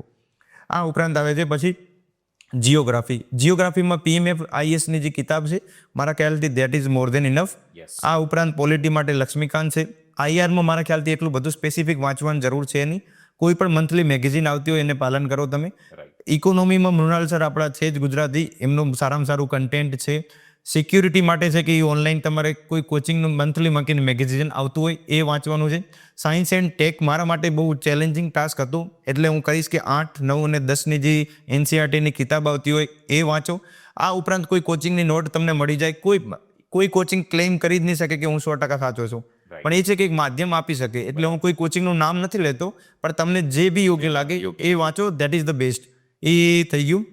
પછી એન્વાયરમેન્ટ માટે પીએમએફ આઈએસની કિતાબ છે પ્રિલિમ્સ અને મેન્સ માટે, દેટ ઇઝ ધ ઇમ્પોર્ટન્ટ. અને એથિક્સમાં સૌથી મેઇન વસ્તુ એ છે કે એથિક્સ એક ડિસાઇડિંગ પેપર છે. તે એક એવું છે કે નૈતિકતા તમે નિર્ધારિત કરી જ ના શકો કે આ વસ્તુ તમે કીધી એટલે નૈતિક રીતે સાચા છો કે આ. એટલે તમને આમાં જો બી લાગે, જેમ કે પિયુષ કુમાર કરીને એક સર છે, એઝમ્પશન જેવું જ થાય તો એઝમ્પશન જેવું સબ્જેક્ટિવ બહુ છે એટલે કોઈ પણ કિતાબ તમે વાંચી શકો. મેં પિયુષ કુમારની વાંચેલી હતી. તો આ એક ઓવરઓલ હતું. બીજી વસ્તુ એ છે કે અત્યારના એઆઈના જમાનામાં ક્લાઉડિક થઈ ગયો અથવા ચેટ જીપીટી થઈ ગયો અથવા જેમિનાઈ થઈ ગયો. એમાં તમે પોતાની ભાષામાં ટ્રાન્સલેટ કરીને કોઈ પણ મટીરિયલ ઈચ્છતા હોય, જેમ કે મેં ઇંગ્લિશની કિતાબ અપલોડ કરી ને હું એને સંપૂર્ણ રીતે ગુજરાતીમાં ટ્રાન્સલેટ કરી શકું. તો એક આ સારું માધ્યમ છે. બીજું છે મેન્સ માટે જેટલો ભરપૂર એઆઈનો યુઝ થાય એટલો કરો. બરાબર છે. અને જ્યારે આ સફરની અંદર આપણે બુક સોર્સની વાત કરી છે, એવી કઈ બેઝિક યુટ્યુબ ચેનલો જે આપણને આપણી તૈયારીમાં હેલ્પ કરી શકે, તમે યુઝ કરી હોય અને તમને ખૂબ કામ લાગી હોય એવી? સર, પહેલું તો હું સજેસ્ટ કરીશ કે ના જ કરો. ઓકે. કારણ કે સોશિયલ મીડિયામાં થાય કેવું, જેમ કે આ લેક્ચર જોઈ રહ્યા છે આપણો પોડકાસ્ટ, શાયદ જોયા બાદ એ રેડ નહીં જાય, નીચે જશે. નીચે સારી વસ્તુ માટે સ્ક્રોલ કરીને એ જે પેલું ગ્રેટિફિકેશન જે મળે છે, ગિલ્ટી પ્લેઝર, એના કારણે એ સ્ક્રોલ થતા હશે. એટલે સોશિયલ મીડિયાનો પહેલું તો એ છે કે લિમિટેડ યુઝ કરો. જે ઇન્ટેન્શન માટે આવ્યા હોય ત્યાં આવો ને પછી પાછા જતા રહો.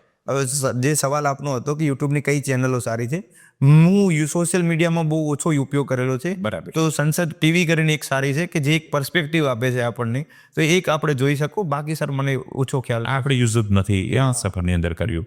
તમારી આખી જે મેઇન્સની જે સફર છે એમાં ઘણીવાર આન્સર રાઇટિંગ જે છે એ ખૂબ અગત્યનો ભાગ ભજવતો હોય છે. તો એને લઈને તમારો અનુભવ, કેમ કે તમે 5 વાર યુપીએસસી આપી છે, તો ખાસ મેઇન્સ તમારી કે લગભગ હું સમજી શકું 3 વાર તમે મેઇન્સ આપી છે. જી સર. તો એ આખી મેઇન્સ અને પેલું સીએ વાળું તમે જે એક્ઝામ યુપીએસસી વાળું જે કીધું એ તો અલગ. તો મેઇન્સમાં શું વિદ્યાર્થીઓએ ધ્યાન રાખવું જોઈએ આન્સર રાઇટિંગમાં? સબ એ ત્યાંથી એક શાયદ મેઇન્સ પાર્ટ જ છે કે જે મને મોટિવેટ રાખતું હતું કે હું પાસ કરી શકીશ. કારણ કે મારો કોર એરિયા મેઇન્સ છે. મને એ હતું કે હું મેઇન્સમાં વધુ માર્ક્સ લાવી શકીશ. શાયદ ઇન્ટરવ્યુમાં ઓછા માર્ક્સ હશે ને તો બી હું કવર થઈ જશે. તો એ છે કે એમાં મારી કમાન્ડ છે મેઇન્સમાં. જીપીએસસી અને મેં યુપીએસસી બંનેમાં one of the highest score મારો જીએસમાં રહેલો છે, યુપીએસસીમાં અને જીપીએસસીમાં. તો એ છે કે મેઇન્સમાં મેઇન વસ્તુ એ છે કે આન્સર રાઇટિંગ કરવાની. ઘણા બધા કહેતા હોય કે આન્સર રાઇટિંગ કરો, દરરોજ લખો, પણ હવે કરવું છું કેવી રીતે કરવું? બરાબર. તો મારો એવો ઓપિનિયન છે કે આન્સર રાઇટિંગ એક આર્ટ છે. આર્ટ તમે દરરોજ જેટલી ઘસો એટલું વધુ ઘસાય. તો તમે એ જ પ્રયાસ કરજો. માની લો કે તમે તમારી તૈયારીના તમે અત્યારે 2 મહિનાના સ્ટેજ ઉપર છો, અથવા 5 મહિનાના સ્ટેજ ઉપર છો, અથવા 6 મહિનાના. હું માનીને ચાલુ કે 6 મહિનાના સ્ટેજ ઉપર છો. બરાબર. હવે મારે એવું થયું કે હું હિસ્ટ્રી વાંચી રહ્યો છું. 1857નો મેં સંગ્રામ અત્યારે વાંચ્યો. હવે હું જોઈશ કે યુપીએસસી દ્વારા કયો સવાલ પૂછવામાં આવ્યો છે. એક સવાલ જોઈશ ને હું લખવાનો પ્રયાસ કરીશ.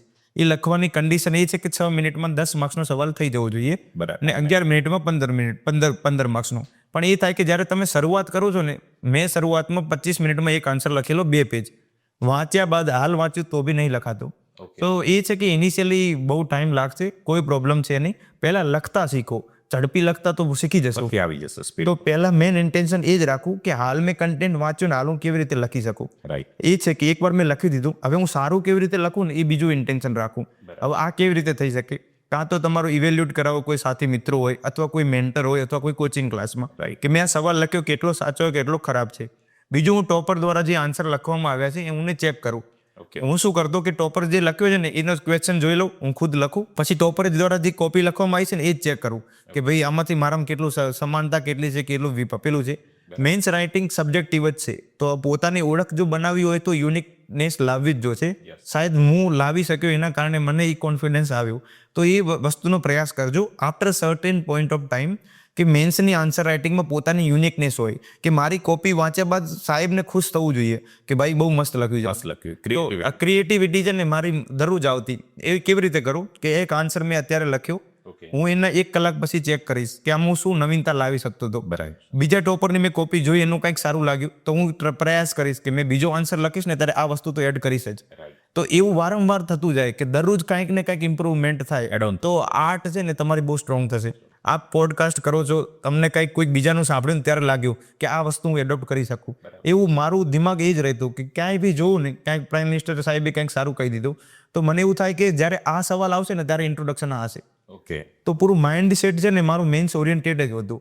તો એક આ જ્યારે વસ્તુ તમે ડેવલપ કરશો ને કે આ વસ્તુ હું અહીંયા લખીશ, આ વસ્તુ અહીંયા લખીશ, ઓલરેડી ફિક્સ છે ને, તો મારા ખ્યાલથી આન્સર રાઇટિંગ આપોઆપ સરળ થઈ જશે.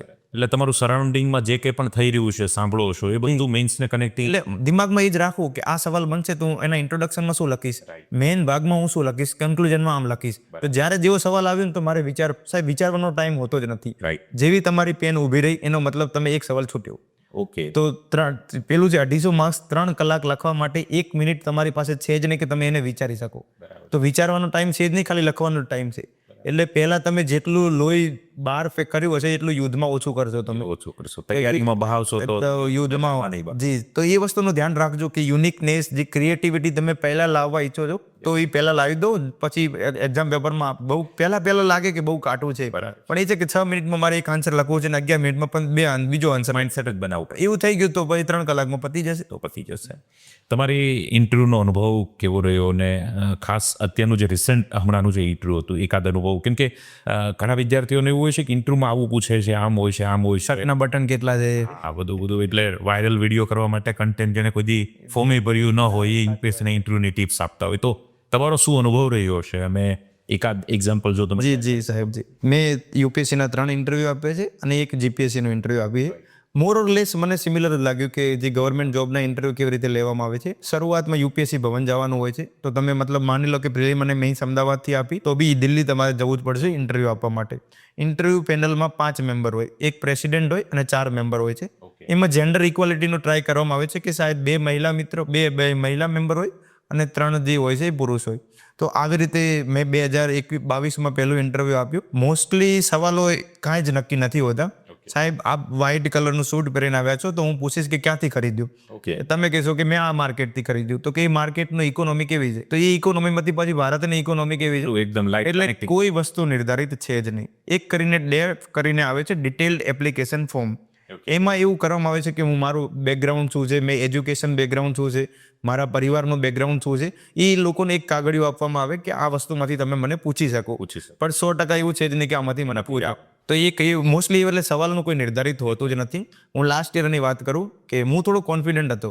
પહેલાં મને એવું લાગતું કે મારી કમ્યુનિકેશન સ્કિલ એટલી સારી છે જ નહીં, હું પબ્લિકલી એટલું બધું બોલી શક્યો છું જ નહીં, અને ભાષાથી એટલું બધું હતું ને કે હિન્દી મારી માતૃભાષા છે જ નહીં. એટલે ડર તો પહેલાંથી મને રહેતો, પણ એકવાર આઈપીએસનો ટેગ લાગ્યો એટલે લાગ્યું કે ભાઈ ના, એ મને થોડી રિસ્પેક્ટ તો આપશે. તો જેવો હું એન્ટર થયો હું ખુશ હતો, ને એ મને પૂછ્યું, સ્ટાર્ટિંગ ક્વેશ્ચન જ એવો હતો કે તમે આઈપીએસની ટ્રેનિંગમાં છો કે નહીં. તો મને લાગ્યું ચલો અમને ખબર તો પડી ગઈ કે જે જેની સાથે વાત કરવાના છે એટલીસ્ટ એક સિલેક્ટેડ કેન્ડિડેટ તો છે. પછી એમને સવાલ શરૂઆત કરી કે ભાઈ હું કોપી ઇવેલ્યુટનું જે આપણે વાત કરી કે મેં 2 મહિના કામ કરેલું હતું, તો એમને કીધું કે ભાઈ કરોલબાગથી તમે કામ કર્યું છે, તો કરોલબાગ એક મક્કા કહેવામાં આવે છે કે યુપીએસસીની તૈયારી માટે. તો કે ત્યાં સ્ટુડન્ટ કેવી રીતે તૈયારી કરે, આવી નોર્મલી સવાલ અમને પૂછ્યો. તો મેં એમનો જવાબ આપ્યો કે આવું હોય છે, સ્ટ્રેસ હોય છે. અચ્છા, તો કે સ્ટ્રેસને દૂર કરવા માટે તમે શું કરતા? મેં એનો જવાબ આપ્યો. પછી બીજા કેન્ડિડેટને પૂછ્યું કે હવે તમે પૂછો. હવે એમને થયું કે ભાઈ તમે ગુજરાતી છો, તો કે ગુજરાતમાંથી હમણાંથી કે બહુ દિન से मतलब हम देख रहे हैं कि गुजराती बहुत आ रहे हैं सिविल सर्विस में, तो ऐसा क्यों है? તો મેં એમનો જવાબ આપ્યો કે આ કારણોના કારણે છે. અચ્છા એવું છે. પછી મેં સ્પીપાનું મેન્શન કર્યું કે હું સ્પીપાથી આવું છું. તો કે સ્પીપા ક્યાં હે? એટલે જે આપણે બોલીએ ને એના ઉપરથી સવાલ બનવાના ઘણા ક્વેશ્ચન. એટલે અત્યારથી તમે જો એક વસ્તુની પ્રેક્ટિસ કરો કે શબ્દ ઉપર પેલી કમાન્ડ હોવી જોઈએ કે હું શું વસ્તુ બોલું છું ને શું નથી બોલતું. એલર્ટનેસ હોવી જોઈએ. તો એક વસ્તુનું ધ્યાન રાખવું કે થાય કેવું કે ઇન્ટરવ્યૂની તૈયારી લોકો ઇન્ટરવ્યૂના ટાઈમ પર કરે છે. હકીકતમાં પર્સનાલિટી ટેસ્ટની તૈયારી સંપૂર્ણ જીવનના ટેસ્ટ છે. બરાબર. તો જે વિદ્યાર્થી મિત્રો અત્યારથી જોવો છો, હું એમને સંદેશ આપવા માંગુ છું કે મને ઇન્ટરવ્યૂમાં માર્ક્સ ઓછા આવવાનું કારણ એ હતું કે હું ઇન્ટરવ્યૂના ટાઈમ જ ઇન્ટરવ્યૂની તૈયારી કરતા. તો તમે અત્યારે કોલેજમાં જશો સાહેબ, અથવા જે તૈયારી કરતા હોય તો કમ્યુનિકેશન સ્કિલ ઉપર સૌથી વધુ ધ્યાન આપો.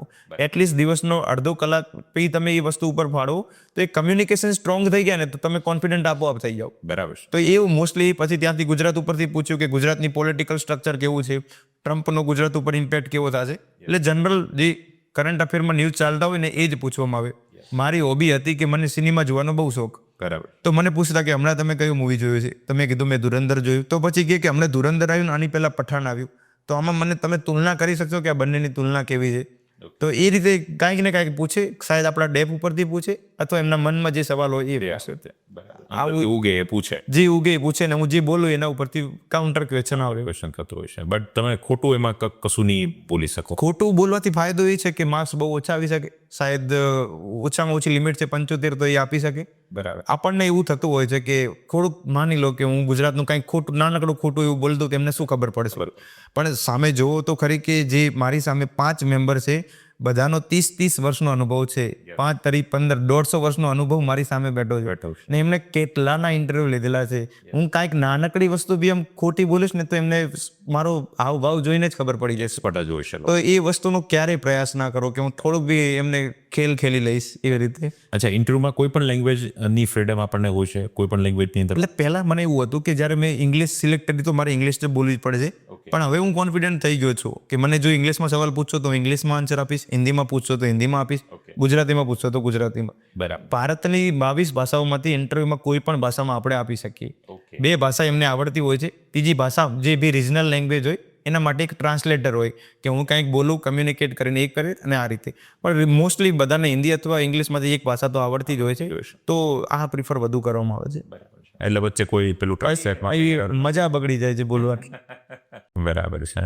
એટલે મિત્રો, ખૂબ ઇન્ટરેસ્ટિંગલી આપણે વિપુલભાઈની સાથે વાત કરી રહ્યા છીએ. એન્ડ પડાપ તરફ જો આપણે જઈએ તો વિપુલભાઈ ખાસ કરીને એવી કેટલીક બાબતો જે વિદ્યાર્થીને પ્રેરણા આપવાની છે. સોશિયલ મીડિયાની તમે આગળ તો વાત કરી છે, પણ તેમ છતાં અત્યારે જે કલ્ચર ચાલી રહ્યું છે, Instagram, status, story, Facebook, WhatsApp, આ બધા મિત્રો સાથેના હરીફાઈઓ ફોલોવરની ચાલતી હોય છે. તો સોશિયલ મીડિયામાં તમે ત્યાં પ્લેટફોર્મ યુઝ કરતા, ઇન્સ્ટાગ્રામ કે ફેસબુક કે વોટ્સઅપ કે ટાઈમપાસ માટે, ફ્રેશ થવા માટે કંઈ યુઝ કરતા કે નહીં? સર, ઇનિશિયલી જ્યારે મેં પ્રિપરેશન સ્ટાર્ટ કરી ત્યારે હું નવું શીખ્યો ફેસબુકને. અચ્છા. હવે જેવું હું ફેસબુક શીખ્યો ત્યાં સુધી ફેસબુક ઇરિલેવન્ટ થઈ ગયું, ઇન્સ્ટાગ્રામ આવી ગયું. હવે જેવું ઇન્સ્ટાગ્રામ શીખવા જાય ત્યાં સુધી ઇરિલેવન્ટ થઈ ગયું, સ્નેપચેટ આવી ગઈ. તો હું થોડોક પાછળ છું જ્યાં સોશિયલ મીડિયાનો જે ચાલે છે. મારું સર પર્સનલી એવું માનવું છે કે આમાં જેટલું ઓછું સોશિયલ મીડિયાનો યુઝ થાય, હકીકતમાં એ કહી રહ્યો છું કે તમારી કોમ્પિટિશન જો ઓછી કરતું હોય ને તો માત્ર ને માત્ર સોશિયલ મીડિયા છે. એ બહુ એક સારી વસ્તુ છે જો તમે તૈયારી કરવા ઈચ્છતા હોય, કારણ કે ઘણા બધા લોકો આમાં ડિસ્ટ્રેક્ટેડ થઈ રહ્યા છે. તો 50% કોમ્પિટિશન તો સોશિયલ મીડિયા ઓછી કરી રહ્યું છે. ખાલી 2 વર્ષની સાહેબ મહેનત જોઈએ જો તમે સોશિયલ મીડિયાથી દૂર જતા રહો. તો મારું એવું માનવું છે કે હું વોટ્સઅપ યુઝ કરતો to communicate with my friends and the family. એક કમ્યુનિકેશનનું એક સાધન હતું. બાકી ઇન્સ્ટાગ્રામ, ફેસબુક હું હમણાં યુઝ કરવાનું શીખ્યો છું, અને પહેલાં મેં એટલું બધું યુઝ નથી કરેલું. બરાબર છે. એટલે સ્ટેટસ બનાવવામાં મહેનત કરીએ સ્ટેટસ આપોઆપ થઈ જશે. બરાબર છે, એક્ઝેક્ટલી. ખાસ કરીને જ્યારે આપણે વાત કરીએ ફ્રેન્ડ સર્કલની, ઘણીવાર આપણું જે કલ્ચર, માહોલ, જે આપણી સંગતો હોય છે એ બહુ અસર કરતી હોય છે. કેમ કે આપણે દૂર ઘરથી જ્યારે તૈયારી કરવા માટે આવ્યા હોય તો આપણા ફ્રેન્ડ સર્કલ જ ક્યાંક આપણા માટે મોટિવેશન બનતા હોય છે. જી સાહેબ. તો એને લઈને આપ શું કહેશો કલ્ચર ગ્રુપ વિશે? સર, એક અબ્રાહમ લિંકને જ શાયદ કીધું છે કે તમે કેવા વ્યક્તિ છે હું તમારા ફ્રેન્ડ જોઈને જ કહી દઈશ. મને લાગે છે કે હકીકતમાં સાચું જ છે. અમે જે ફ્રેન્ડ સર્કલ સ્પીપામાં બનાવ્યું મોસ્ટલી બધા પાસ થઈ ગયા. અને એ કહેવામાં આવે છે કે તમારું ફ્રેન્ડ સર્કલ એટલું સારું હતું કે એકબીજાને આમ ધક્કો આપે કે ભાઈ મેં આ વસ્તુ સારી કરી, તું આ કરજી, તું આ કરજી, આ કરજી. જ્યારે અમે જીપીએસસીની તૈયારી કરતા ત્યારે સવારમાં ઘણું લખીએ, રાત્રે બધા ભેગા થાય ને બધા ડિસ્કસ કરીએ કે આ વસ્તુ કેવી છે, આ વસ્તુ કેવી છે. તો મારું એવું માનવું છે કે જો તમને સારા અને સાચા બંને જો પ્રકારના મિત્રો મળી જતા હોય તો એને શોધવાનો પ્રયાસ કરો. બીજી વસ્તુ કે હું 2 પ્રકારના મિત્રો રાખતો. એક તો એ છે કે ભણવા માટેના મિત્રો, ને એક છે મજા કરવાવાળા મિત્રો. કારણ કે બંને મેચ નહીં થાય કે હું જ્યારે ભણવાની વાતો કરું ત્યારે હું નથી ઈચ્છતો કે હું મજાની વાતો કરું. જ્યારે મજા માટેનો મતલબ છે કે દિવસમાં અડધો કલાક તો એવો કાઢવો જ કે તમે ફેમિલી સાથે અથવા મિત્રો સાથે ગપ્પા મારી શકો. મારા ખ્યાલથી એ સ્ટ્રેસ રિલીફ બુસ્ટર હતું. તો મેં 2 પ્રકારના મિત્રો બનાવેલા હતા કે જ્યારે ભણવાની વાત થાય ત્યારે ભણવાની, અને રખડવાની વાત થાય ત્યારે રખડવાની. હાલાકી એટલો મોકો મળતો જ નહીં, પણ અડધો કલાકમાં ગપ્પા મારીએ તો પૂરો દિવસ સારો જતો રહે. તો એ છે કે જો તમારી પાસે જો એવું ચાન્સ મળ્યો હોય ને આ ભગવાન જ તમને આપશે મોકો કે તમારું સારું સર્કલ બને છે કે નથી બનતું. જો ખરાબ સર્કલમાં જોડાયો તો હાઈ ચાન્સ છે કે તમે પાસ નહીં જ થાવ. મેં દિલ્હીમાં ઘણું બધું જોયું છે સાહેબ કે ગર્લફ્રેન્ડ બનાવે કે બોયફ્રેન્ડ બનાવે ને બહુ રેર ચાન્સ હોય કે બંને પાસ થતા હોય છે. એટલે એ વસ્તુનું ધ્યાન રાખજો. 2 વર્ષની મહેનત છે દોસ્ત. હું તો એ જ કહું છું કે ખાલી સોશિયલ મીડિયાથી દૂર રહો અથવા ગર્લફ્રેન્ડ અથવા બોયફ્રેન્ડ બનાવવાથી દૂર રહો. અને જે વસ્તુ ઈચ્છતા હોય એ વસ્તુ કરવા માટે ખાલી 2 વર્ષ આપતો ને, એકવાર તમારું ફાઉન્ડેશન મજબૂત થઈ ગયો પછી તમે જે કરવા ઈચ્છતા હોય તો બી કરો. પણ એકવાર જે સખત મહેનત અને સતત મહેનત કરી લીધી તો પછી થઈ જશે. પણ સાહેબ એક સવાલ એ ઉદ્ભવતો હોય કે અમારી પાસે મિત્ર સારા બનતા જ નથી. તો મારે એવું હતું કે જ્યારે હું ઘણી વખત ઘણી મહેનત કરવામાં પડી જતો તો મિત્રો એટલા ના થતા. ઘણા બધા ના નહીં પાડી શકતા એટલે મિત્રો ઘણા થઈ જાય છે. એટલે 2 પ્રકારની સમસ્યા જોવા મળે છે. જ્યારે તમને એવું લાગતું હોય કે મારા મિત્ર નથી બનતા તો તમે ખુદના જ મિત્ર બનો અથવા પોતાના પરિવારવાળાને મિત્ર બનાવી દો. થતું એવું કે હું લોનલીનેસનો શિકાર થઈ રહ્યો છું, મારે કોઈકને મારી કંઈક વાત કહેવી છે પણ હું કહીશ તો મને લાગે છે કે એના ઉપર વિશ્વાસ નથી અથવા મારી પાસે મિત્ર નથી. તો એક સોલ્યુશન એ છે કે હું છે ને એ કરતો જ્યારે મારી પાસે મિત્ર ના હોતા, હું કાગળ ઉપર મારી જે પણ ભાવનાઓ ને લખી દઉં ને એ લખીને પછી ફાડી દઉં. એટલે મને એમ છે કે આ વાત ક્યાંય જશે બી નહીં ને હું મારા મિત્રને કહેવા આવે તો મેં કહી દીધું. શેરિંગ થઈ. તો એક આ બી એક સોલ્યુશન છે થોડા સમય પૂરતું, તો આ બી કરી શકો. એટલે ઘણા વિદ્યાર્થીને કામ લાગશે જે પોતે અલોન છે, લોનલીનેસમાં આગળ વધી રહ્યા છે. તમે જે આખી સફરની જે વાત કરી છે, આ સફરમાં દિવસ દરમિયાન કેટલી કલાકોની મહેનત થતી 24 કલાકમાંથી? જી સાહેબ. સર, જ્યારે ઇનિશિયલમાં આપણે ફાઉન્ડેશન સ્ટ્રોંગ કરતા હોય ત્યારે મને લાગે છે કે સખત મહેનતની જરૂર છે. તો પ્રયાસ એવો જ કરું કે ઘણું વાંચવું એ ના કરું, ઘણું રખડવું ને ઘણું મતલબ રખડવાને છે ને સમય બહુ ઓછો કરી દો. બહુ ઓછો મતલબ 2 મિનિટ 5 મિનિટ જેટલો નવરાશની પડો ઓછી થશે, મારા ખ્યાલથી મહેનતની પડો વધી જશે. હું મારું ટાઈમ ટેબલ કહું તો હું સવારમાં વાંચવાનું મને બહુ ગમતું. તો મારો 1 વર્ષનો સેમ ટાઈમ પીરિયડ એક જ હતો કે સવારમાં હું 6 વાગે ઉઠું અથવા 6:30 ઉઠું, 7 વાગે હું આવી જાઉં લાઇબ્રેરી વાંચવા માટે, 7 થી 12 વાંચવાનું, 12 થી 12:30 ખાવા જવાનું, અડધો કલાક ભાઈબંધ સાથે ગપ્પા મારવાના, 1 થી 4 વાંચવાનું, 4 થી 4:30 ભાઈ મિત્રો સાથે ચા પીવા જવાની, 4:30 થી 8 વાગ્યા સુધી વાંચવાનું, 8 થી 8:30 મિત્રો સાથે ખાવા જવાનું, 8:30 થી 12 વાંચવાનું, વળી સેમ સાઈડ કર. ઓકે. તો મારું આવું જ હતું કે જે નવરાશની પડો છે કે બહુ ઓછી કરી દો અથવા રખડવાની પડો ઓછી કરી દો, વાંચવાનું આપોઆપ વધી જશે. મોકનો કેવો આપને બેનિફિટ થયો ને મોક તમારી સફળતામાં કેટલું યોગદાન ધરાવ્યું છે એમને, જે રાઉન્ડ પ્રેક્ટિસ તમે જે આગળ જે શરૂઆતમાં કરતા? જી સાહેબ, એટલે મેઇન વસ્તુ ઇન્ટરવ્યુમાં હોય જ છે શું બોલવાનું. હવે એ છે કે હું અત્યાર સુધી બોલ્યો જ નથી ને બીજી વસ્તુ હું એવા મોટા વ્યક્તિ સામે નથી બોલ્યો. અચ્છા. હું આપની સામે તો સારું બોલી દઉં પણ એ મતલબ છે જ નહીં કે હું એમની સામે બોલી શકું છું કે નહીં. તો મોકનો મતલબ જ એ થાય છે કે તમને સેમ એન્વાયરમેન્ટ પ્રોવાઈડ કરે. તો એ મને મેઇન પ્રોબ્લેમ એ છે કે ડર હોય છે કે હું બોલી શકીશ કે નહીં બોલી શકું. તો મોક ઇન્ટરવ્યુ સૌથી એક ફાયદાકારક ત્યારે સાબિત થાય કે તમને મોટા મહાનુભાવ સામે તમે કેવી રીતે બોલો છો. ઘણી બધી સ્ટ્રેન્થ અને વીકનેસ પોતે આપણે જોઈ નથી શકતા. આમાં કમ્યુનિકેશન 2 પ્રકારના હોય, વર્બલ અને નોન વર્બલ. તો શાયદ વર્બલ ઉપર મારું ધ્યાન હોય પણ નોન વર્બલ ઉપર છે કે નહીં એનું મને ખ્યાલ છે કે નહીં. તો મોક મને ખ્યાલથી that is the pre condition two appear for the interview. તો એટલીસ્ટ 1 જાઓ, 2 જાઓ, 5 જાઓ. હું સ્ટાર્ટિંગમાં 20 ઉપર ગયો હતો, પછી ઓછા થતા ગયા કે કોન્ફિડન્સ આવતો ગયો. પણ એ છે કે મોક બહુ ફાયદાકારક સાબિત થાય છે. યસ. અને આખી સફરના એન્ડમાં આપણે જવું હોય તો કઈ એવી ભૂલો જો વિપુલભાઈને ફરીવાર તૈયારી કરવાનો મોકો આપે તો વિપુલભાઈ કરે જ નહીં એ ભૂલો, જેથી કરીને મિત્રો પણ એ ન કરે? સર, મારી આ 5 વર્ષની જર્ની થઈ, મને શાયદ એવું લાગે છે કે મને પૂરેપૂરું ગાઈડન્સનો બહુ અભાવ રહ્યો છે. મારી આગળ હું જેને જાણતો એવું કોઈ હતું જ નહીં. તો એક વસ્તુ ઉપર સૌથી વધુ ધ્યાન આપો કે મારે ગાઈડન્સ મને સારું મળી રહ્યું છે કે નહીં. જો તમને સારું ગાઈડન્સ મળે, બીજી વસ્તુ તમારી પાસે સાચી અને સારી સ્ટ્રેટેજી હશે તો જે 5 વર્ષની સપોર્ટ છે ને શાયદ મને લાગે છે કે 2-3 વર્ષમાં પૂરી થઈ જાય. તો ગાઈડન્સ અને સ્ટ્રેટેજી ઉપર સૌથી વધુ ધ્યાન આપજો. મેં ઘણી ભૂલો કરી છે એના કારણે. બીજી છે કે પોતાની ભૂલોથી શીખવા કરતાં બીજાની ભૂલોથી શીખશો તો ટાઈમ ઘણો ઓછો જશે. મારું એવું હતું કે હું ઘણી બધી મારી ભૂલોના શીખીને જ હું આગળ વધ્યો છું. હાલાકી હું સારો વ્યક્તિ બન્યો પણ ઘણા વર્ષની મહેનત બાદ, એટલે એ ટાઈમ એક ઓછો કરી શકાય, સમય કપાઈ જાય. બીજી વસ્તુ એ થઈ ગઈ. ત્રીજી વસ્તુ એ જ છે કે કોઈ પણ વસ્તુ તમે ઈચ્છો જ છો કે મારે યુપીએસસી કરવી જ છે તો 2 વર્ષ સખત મહેનત કરવી જ પડશે. સખત એટલે એક તો 1 વર્ષનો તો ટાઈમ પીરિયડ છે એક્ઝામનો ને 1 વર્ષ કરવું જ પડશે. સખત મહેનતનો તાત્પર્ય એવો છે કે તમારું ગોલ ફિક્સ હોય કે મારે આટલા ટાર્ગેટ પૂરા કરવા છે. બીજી વસ્તુ એ છે કે મિત્રો સાથે ગપ્પા ઓછા મારવા, જેમ આપણે સોશિયલ મીડિયાની વાત કરી.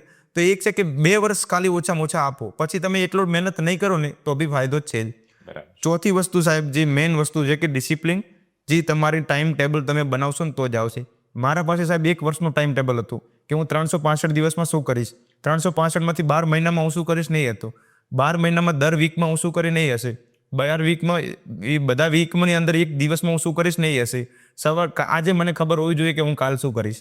જો તમારી પાસે ટાઈમ ટેબલ બી છે ને તો મને લાગે છે કે ઘણી બધી સફર તો એમને ખેડાઈ જશે. રાઈટ. એટલે ખૂબ સરસ મજાની વાતો કરી છે અને લગભગ વિપુલભાઈનું આ એટલું જે આપણે લોંગ પોડકાસ્ટ છે એ સાંભળવાથી તમારી તૈયારીમાં ઘણી બધી મદદ થશે.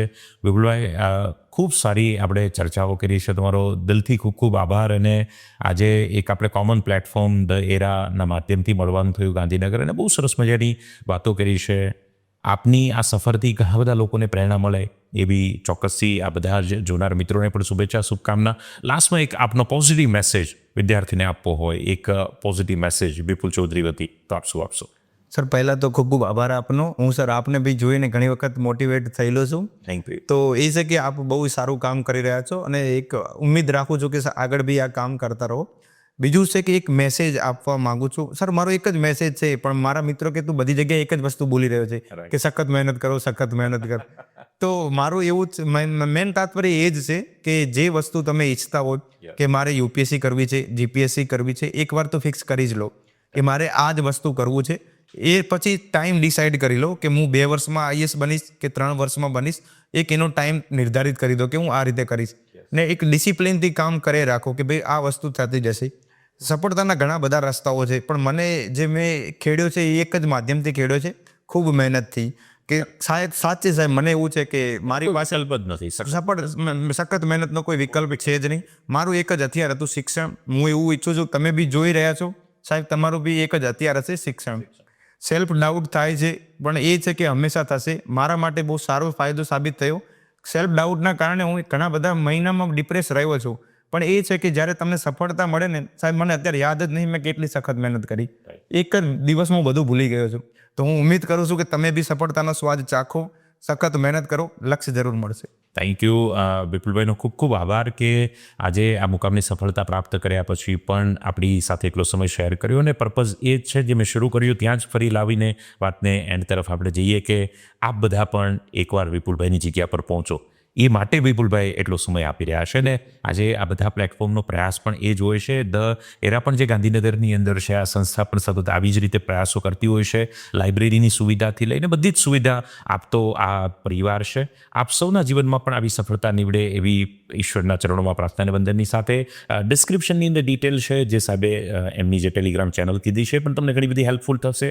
બીજા પણ અધર સોર્સિસ જે યોગ્ય લાગશે ડિસ્ક્રિપ્શનની અંદર ડિટેલ શેર કરશું. હજી પણ આપના કોઈ પણ ક્વેશ્ચન હોય કોમેન્ટના માધ્યમથી ચોક્કસ અમને પૂછી શકો છો. ઇન્ટરવ્યૂને એન્ડ સુધી જોવા બદલ આપ સૌના ખૂબ ખૂબ આભારની સાથે ફિર વક્ત મિલા તો હોગા સામના. તબ તક કે લીએ શુભકામના. ધન્યવાદ. જય હિન્દ, જય ભારત.